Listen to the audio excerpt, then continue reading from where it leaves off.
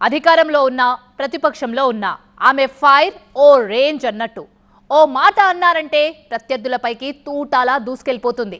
ఎమ్మెల్యేగా మంత్రిగా 5 ఏళ్ల పాటు అదే హవా నడిపించిన ఆ మహిళా నేత ఇప్పుడు సడన్ గా వేదాంత ధోరణి అవలంబిస్తున్నారు. అసలు ఆవిడ ఎందుకలా మారిపోయారు? ఇంతకీ ఎవరా లేడీ లీడర్?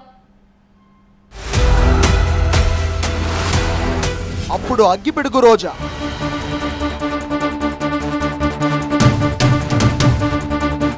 ఇప్పుడు వేదాంత రోజా. మాజీ మంత్రిలో అనూహ్య మార్పు. తత్వం బోధపడిందా, వైరాగ్యం అనిపించిందా? దీపావళి టపాసులా పేలే మాజీ మంత్రి రోజా ఇప్పుడు పూర్తిగా మారిపోయినట్టు కనిపిస్తోంది. ప్రత్యర్థులపై ఇంతెత్తున విరుచుకుపడే ఆమె ఇప్పుడు వేదాంత సూక్తులు చెప్తుండడం రాజకీయాల్లో ఆశ్చర్యాన్ని కలిగిస్తోంది. ఎమ్మెల్యేగా గెలిచి అసెంబ్లీలో అడుగుపెట్టే వరకు అహర్నిశలు కష్టపడిన రోజా ఆ తర్వాత 2 సార్లు గెలిచి జగన్ మంత్రివర్గంలో పనిచేశారు. అయితే ఓడినప్పుడైనా గెలిచినప్పుడైనా తన స్టైల్ ఇంతే అన్నట్టుగా మాటల తూటాలతో ప్రత్యర్థులను చీల్చి చెండాడిన రోజా ఇప్పుడు మాత్రం వైరాగ్యపు మంత్రాల్ని జపిస్తున్నారు. తన రూట్ మార్చినట్టుగా వ్యవహరిస్తున్నారు. గెలిచి తీరుతా, ఓడించి తీరుతా, మళ్ళీ సత్తా చాడుతా. జనరల్ గా రోజా స్టేట్మెంట్స్ ఇలా ఉంటాయి. పొలిటికల్ సెన్సేషన్ క్రియేట్ చేస్తుంటాయి. ఎమ్మెల్యేగా మంత్రిగా మొన్నటిదాకా ఆమె అదే హవా కొనసాగించారు. ప్రత్యర్థులు ఒక మాట అంటే తాను 2 అంటా అన్నట్టుగా ఉండేది రోజా తీరు. కానీ సాధారణ ఎన్నికల్లో ఓటమి ఆమెలో భారీ మార్పుని తీసుకొచ్చినట్టుగా ఉంది.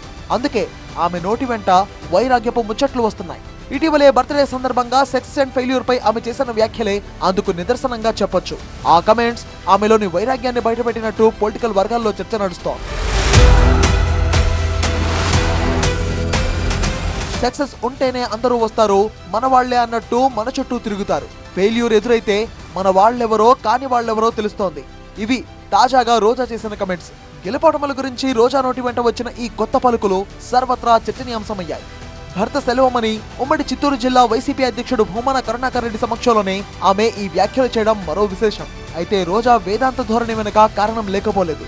గతంలో అధికారం ఉండగా నగరిలో ఆమె వెంట నడిచిన వారిలో చాలా మంది ఇప్పుడు రూట్ మార్చేశారు.